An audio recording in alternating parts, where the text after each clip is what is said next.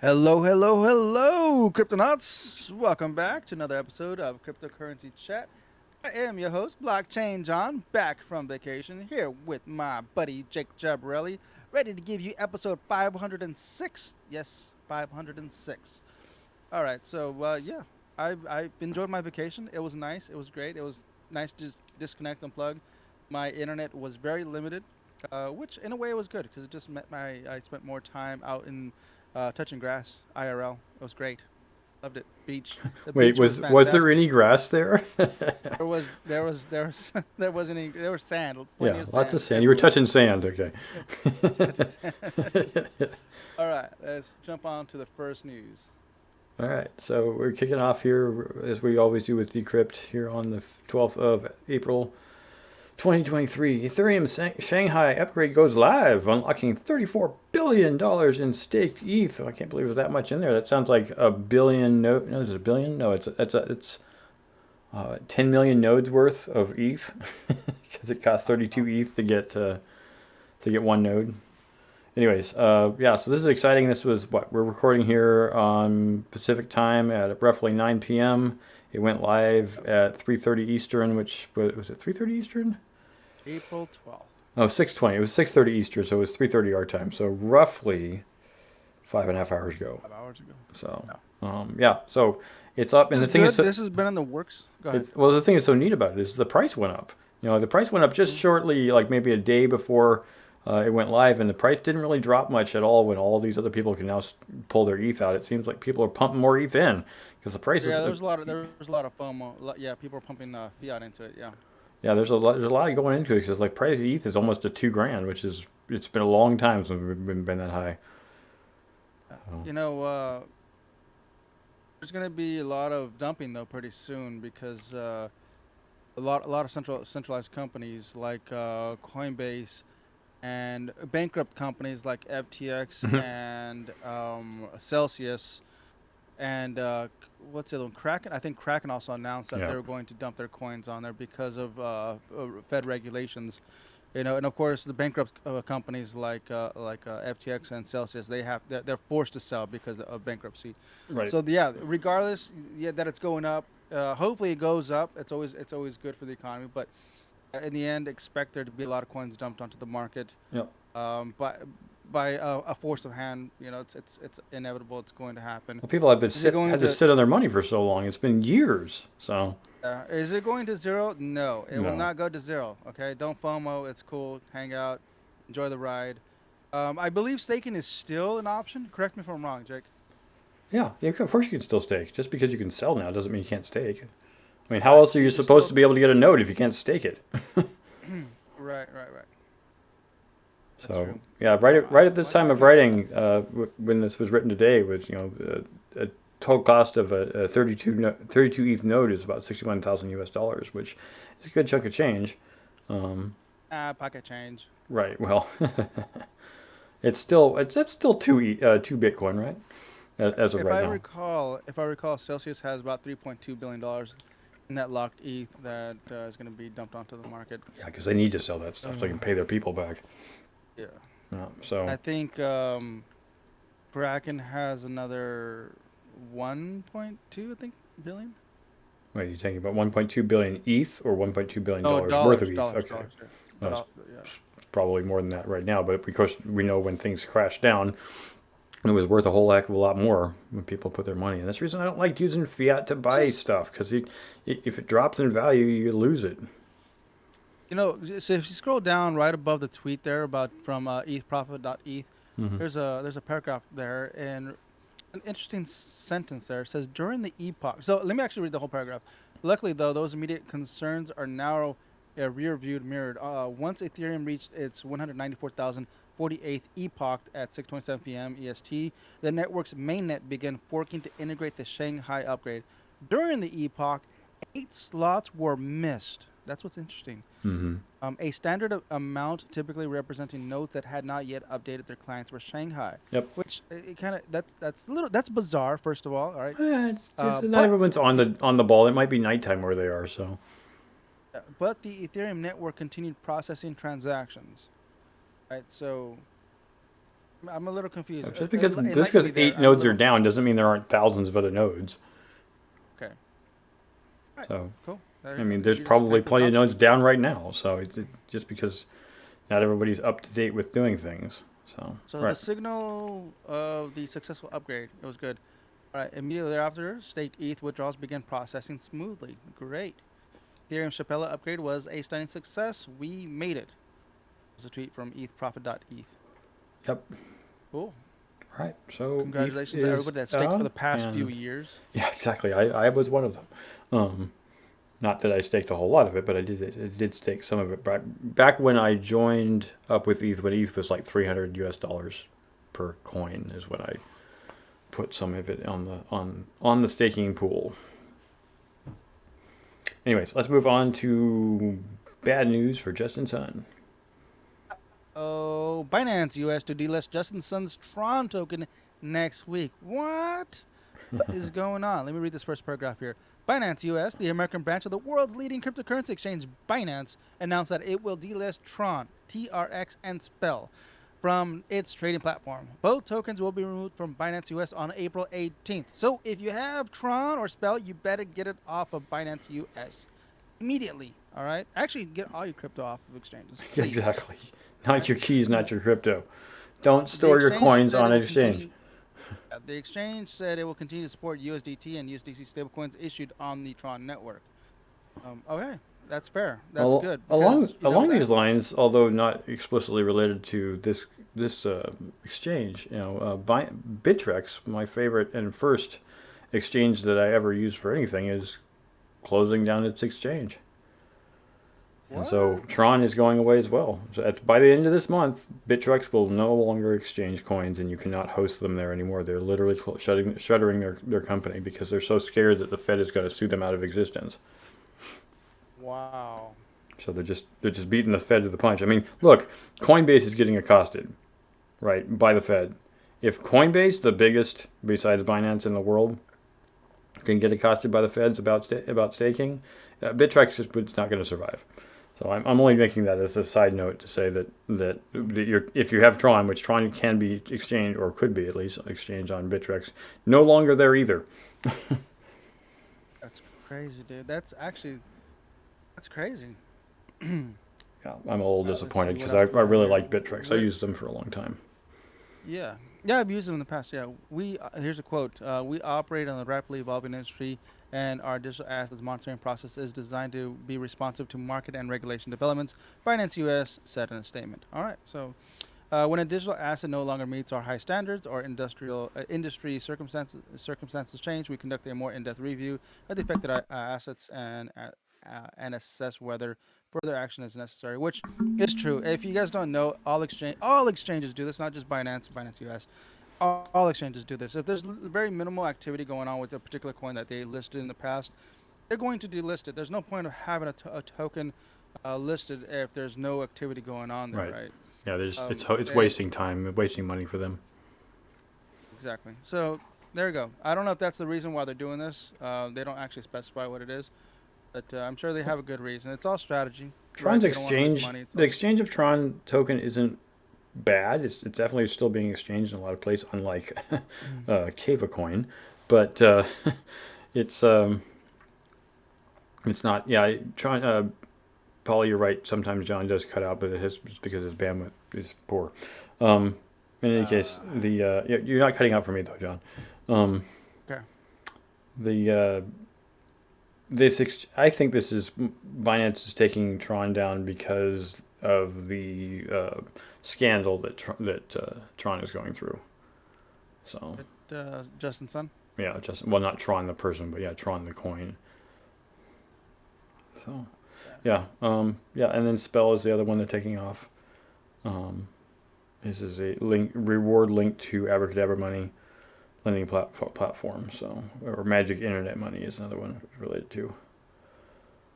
And of course, if you looked on, I don't have it up right now, but if you look on CoinGecko, you can see where there's a spike when the announcement happened and Tron, the value of Tron dropped pretty significantly, and it's still on the way down right now.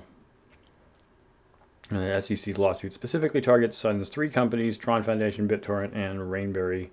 Complaint further alleges that Sun earned illegal profits of about 31 million through Tron sales. Yeah, it's That's gonna what you're suck. I talking mean, about. Tron's a pretty strong coin. So if we find and we've already found out certain What is it in the celebrities. top 10? I don't think it's in the top 10, but it's always been a very active Definitely in coin. the top 20. Yeah, let's see, coin In the top 20. There it Gecko. is, 17. Yeah, worth 5.5 billion with a Uh, I have daily 5.9 billion. move. Yeah, a daily move of 400 million. It's significant transaction. So it's sad to see it being removed from Binance US. But I mean, there's plenty of other places going to be exchanging. It's just that the top one, that being Binance, isn't going to be doing it anymore. Well, at least Binance US. So moving on to LimeWire. I don't know if anybody remembers LimeWire from Oh what yeah, 20 years ago. LimeWire. LimeWire launches I nostalgic love. music downloading game with crypto rewards. Ooh. Nostalgic brand from the early 2000s music peer-to-peer file sharing service LimeWire has been resurrected in Web3, and a quirky music downloading game that plays on its history has been released today. That simulates the old Windows operating system with the LimeWire software running. Players must enter their email address in order to play. The browser-based game involves pretending to search for old music and movies to download. Wow. Interesting. But it's a game, Yes, I right? remember LimeWire. LimeWire is pretty awesome back in the days. I loved it. I nerded out on that. Downloaded all my this so prior to that, I think what I used to do to get my songs was record them on cassette tape. You hit that record button, that record Off the and play radio. button Yep, off the radio. on the radio, bro, and have my little Walkman. You That wait was for it, bro. the That was for it. the DJ on the radio to announce your song, and then they do Yes. a little bit of pre-roll, and you might not catch that part because he's probably talking over it, and then you hit record right after he stops talking, and you record your song. Then LimeWire came out, and I heard about it. I was like, hell yeah, dude, I'm about to jump on this, right? And what did I have? I think it was not an iPod. What was that little? It was an iPod, right? What was The the Zoom? little Did play? you have a Zoom? Oh, the little. No, it was a small like little iPod player. Little. Geez, what was it called? Oh, I don't It know was a what you. music player, but it was an Apple device. You know, you can store your music on there. I guess so. I mean, iPods were pretty heavy back then. They were actually hard drive No, this based. was.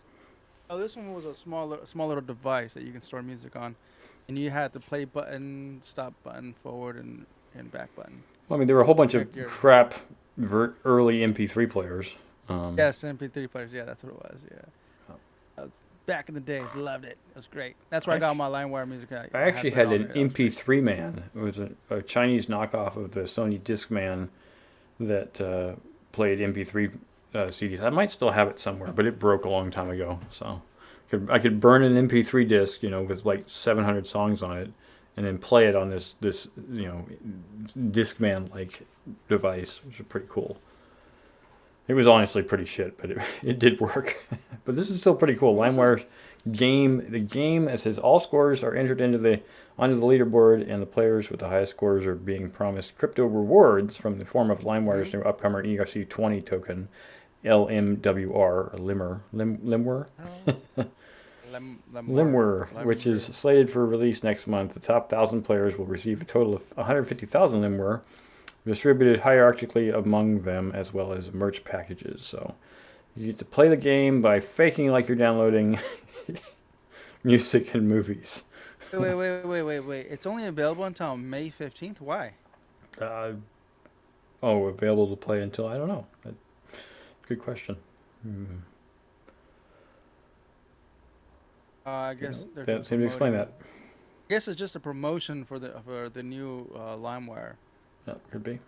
But I mean, how is LimeWire coming back from what it originally did? How do you download music illegally the way LimeWire originally allowed you to do it?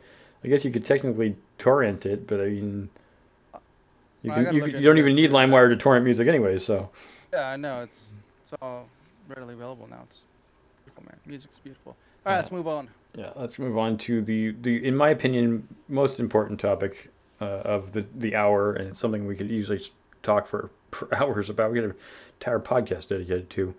but not explicitly about Robert F. Kennedy Jr. Joins Ron DeSantis in railing against CBDCs. It's CBDCs and what's called FedNow here in the U.S. So why are we on about this? And I want to give some positives, but let's talk about the negatives first. So why are central bank digital currencies, if you haven't already heard us talk hours about this before, why is it bad? John, please. Satan. Please tell everybody why it's bad. Okay. All right. So CBDCs, they're bad because they're centralized and they're managed by the government, right? So it's not like open source or decentralized like Bitcoin, Ravencoin. I guess you can sort of say Ethereum, sort of. I don't want to say that, but there's gonna be some people that are gonna say that. Whatever. CBDCs is just gonna be owned by the feds, just one institution that owns all the transactions. You make those transactions. And sometimes the Fed won't like what you're doing, right? You want to do an international transaction. You want to buy yourself a nice new Xiaomi device overseas. Well, you know what? The U.S. government doesn't like you buying Chinese products, and they're going to say, no, we don't want you to buy that. So they're going to stop your account. Another thing is if you were trying to purchase some protein, you won't be able to buy protein because today is like that good day that you're only going to eat, veggies or fruits, whatever. Yep. Another thing is your transactions will be publicly available to they're going to be available to the feds to see all your transactions. Everything that you're doing, they get to see. It's already bad as it is that if you own a computer, your IP address is traced and they see all your activity that you do, right?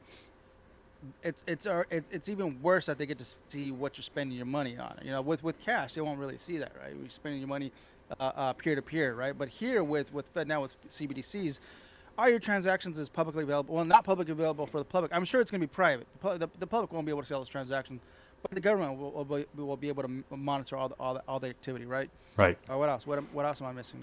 No, I think you're hitting the primary negatives of what a CBDC for U.S. fiat would be, or a CBDC for any country, regardless. Now, I know it's going to be hard to overcome with all those negatives, but let me at least try to speak to the positives of what I think a centralized digital currency would actually help.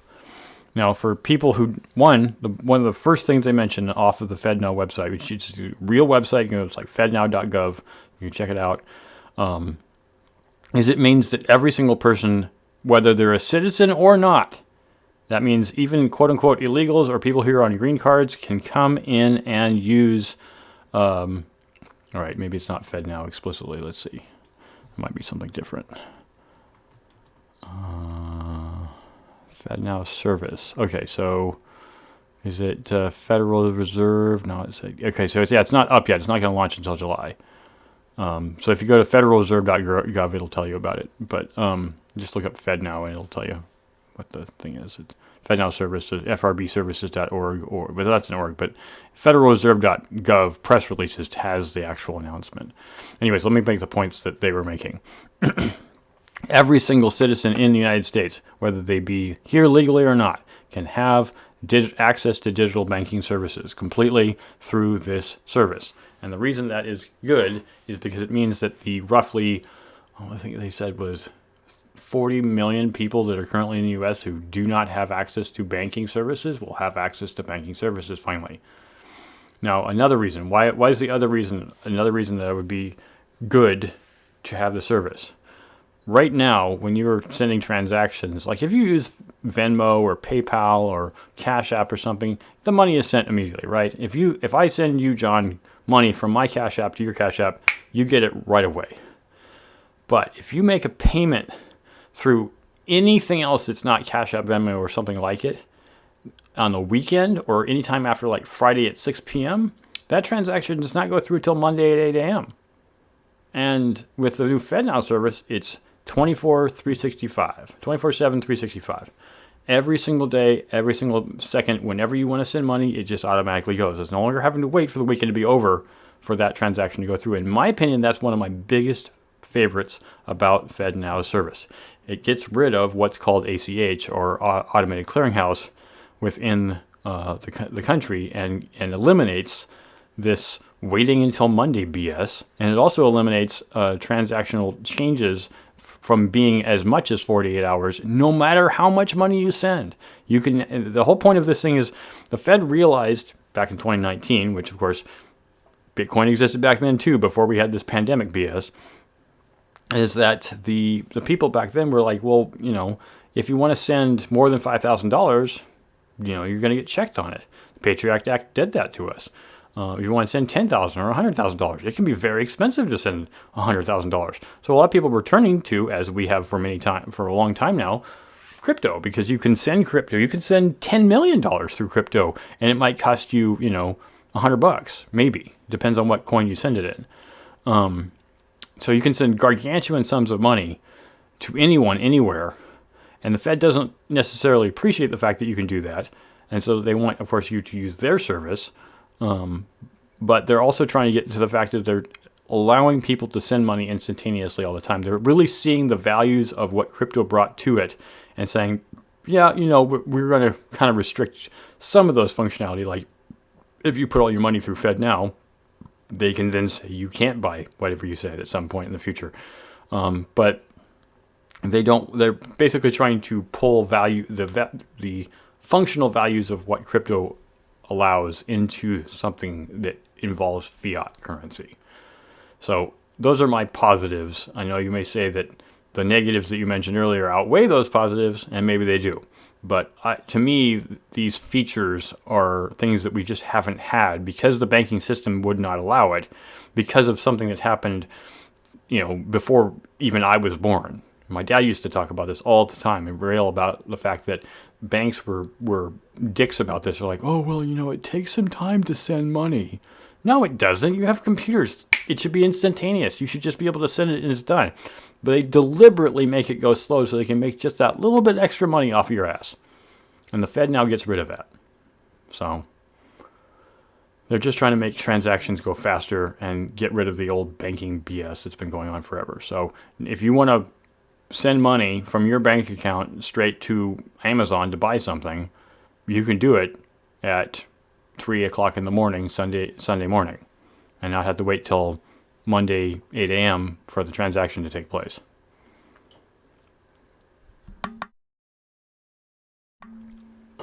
So there you have visualization there on Twitch of the how money moves. Yeah, that's all I got to say about that. If you want to say anything else, we've already talked about the negatives and, in my opinion, the positives. This is not explicitly about, Kennedy and DeSantis railing against CBDCs. We pretty much said the reasons they don't like it. All right, let's move on to the next article. We have every crypto project must reckon with the SEC's Howey test. Yes, Uncle Gary's coming after you. Expect him knocking on your door if you're making a crypto coin. Yep. Nearly 5 years ago, SEC officials Bill Hillman stood on stage at Yahoo's Finance Crypto Summit in San Francisco and delivered a prepared speech that concluded that Ethereum is not a security. A footnote on the SEC's website clarified that the speech expresses the author's views and does not necessarily reflect those of the commission, but it was nonetheless taken exactly that way. All right. Yeah. What's going on here? It's important to make note that the Howey test is used to basically check whether or not something is a security. And Hinman basically said, by the Howey test, it's not a security.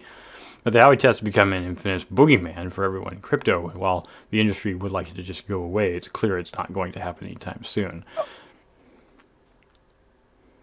I'm leaning towards Ethereum is a security. Should we even go there? I want to explain why I think. All right, go ahead. All right. And correct me if I'm wrong. If this is not it, please correct me. Right, so Ethereum came out with an ICO. Are ICOs considered security?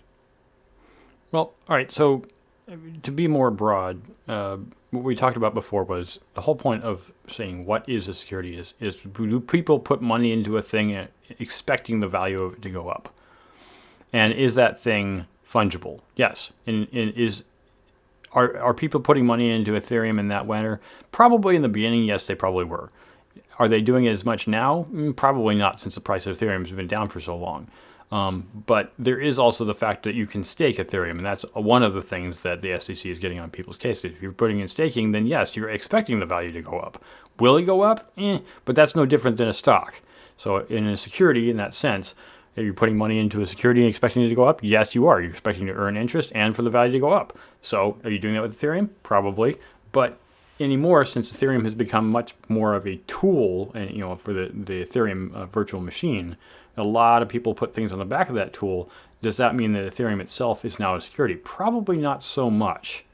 But the argument often comes down to what people said with Beanie Babies and other such collectibles is, do people buy these things expecting the value to go up? Yes, they do. But are they considered securities? No, they're not. Nobody has ever said that Beanie Babies were a security. Ever. And no one ever will argue that they are. So ICOs are considered a security. That's yes. already been stated. That's been stated. Ethereum did come out as a security. But yes. Here's the catch. I was reading a book from the library. Yes, libraries still exist. Yes, I go there. Yes, I pick up books and read them. I forgot what book it was. It was a long time ago, a couple years ago. It was talking about Ethereum and how they were able to get around the SEC's whole Howey test, and it all happens to be it's all based off of the whole gas functionality. That's their saving grace. When Vitalik came out with Ethereum, there was no gas feature built in initially. Right. When it was being developed, but it was later told to him, hey, if you release this as an ICO, you will get in trouble by the feds. Here's the loophole. If you insert this whole gas functionality, which is going to cost something, it's going to cost a little more for people to pay, but at least it saves the whole ecosystem of Ethereum by adding this whole functionality as a tool instead of just as an ICO. And I think that's what you said too.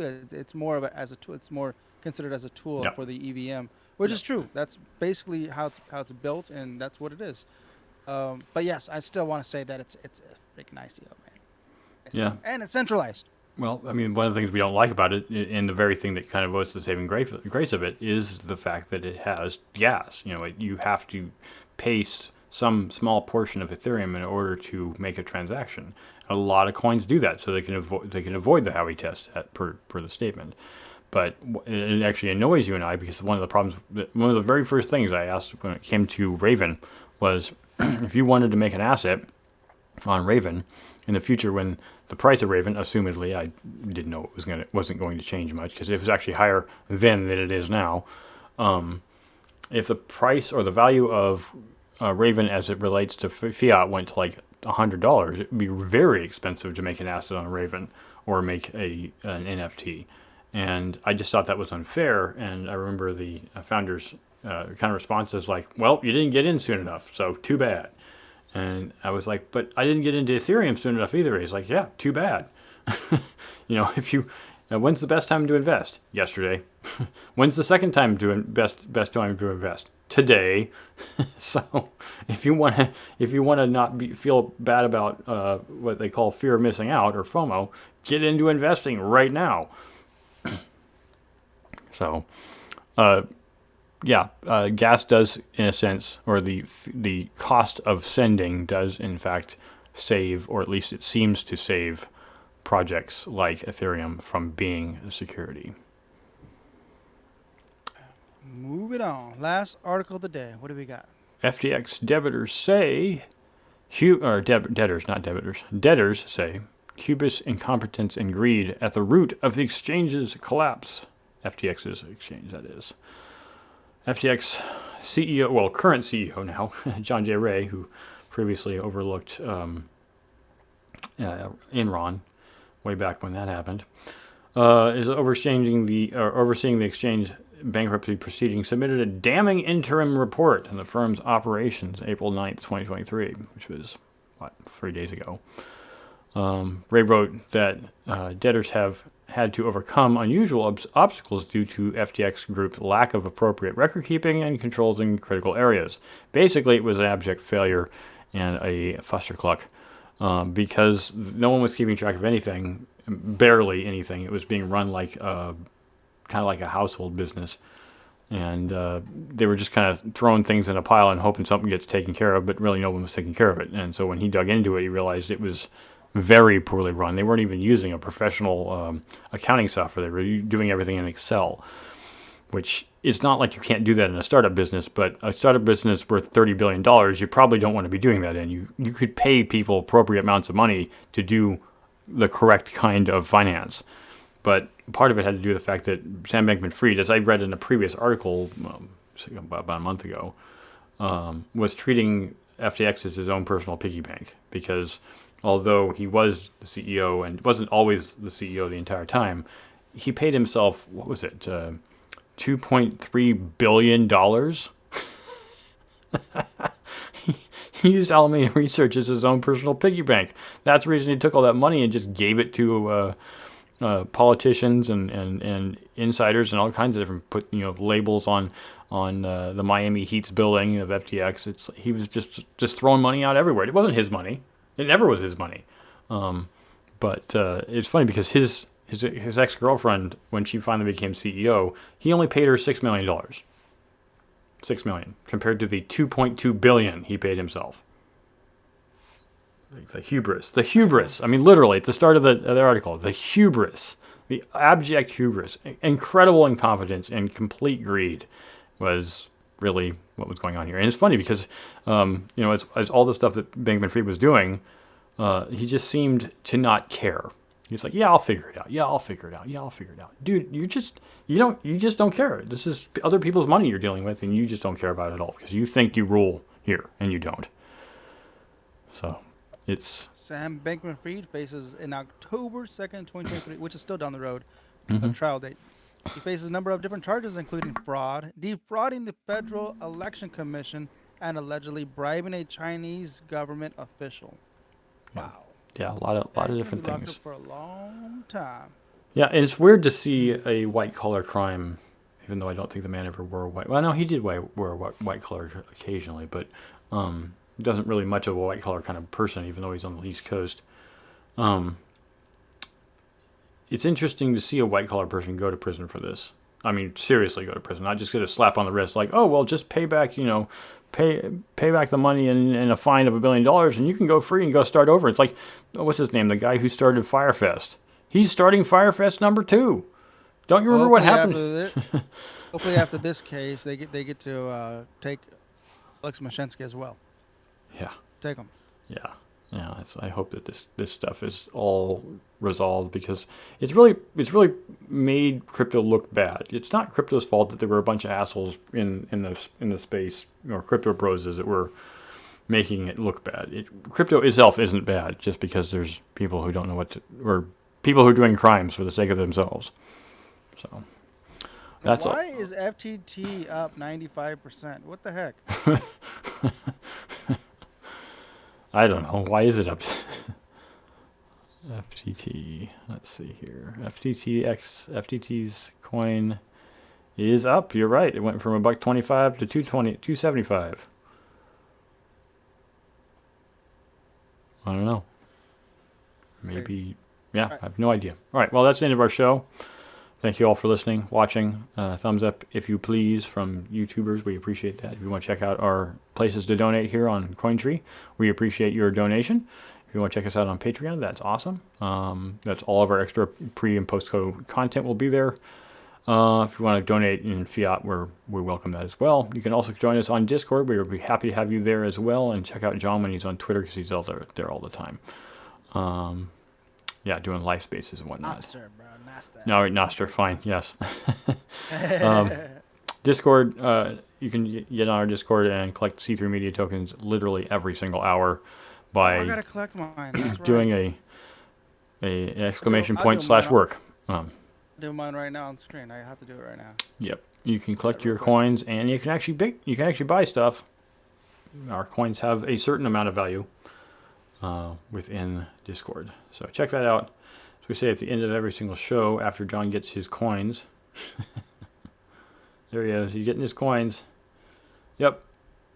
He collected them. So we appreciate you watching the show, and check us out next week, or actually next Sunday, with the next show coming up. Stack Sats and Hodl. And Hodl. Adios. Adios.